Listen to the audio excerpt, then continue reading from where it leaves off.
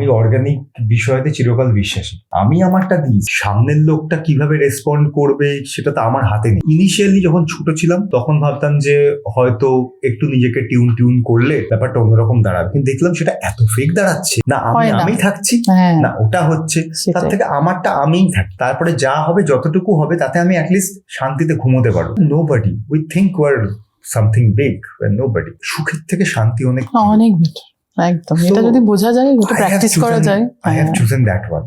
I really want my শান্তি every time. কিছুই থাকবে না, কাজ থাকবে, তার জন্য সবকিছু আমি পারবো না। আমার কাছে পার্সোনালি ভীষণ ইম্পর্টেন্ট। আমি কাজ করে চলে গেছি, সারা বিশ্বের লোক চিরকাল মনে রাখছে, খুব ভালো ব্যাপার, উইথ ডিউ রেসপেক্ট। আমার ওটা চয়েস নয়, মানে লোকে বলছে দেখার জন্য আমি বেঁচেই নেই, না তার কোনো লাভ নেই। হ্যাঁ, তার জন্য আমি পুরো জীবনটা নষ্ট করে দিই। একটা happy life for myself, happy যেখানে কিনা অন্তর থেকে শান্তি, রাত্রে শান্তিতে ঘুম হয়, কোনো অত চাপ নেই, তাতে আমার যতটুকু কাজ হবে যেভাবে হবে আম ওকে উইথ ইট।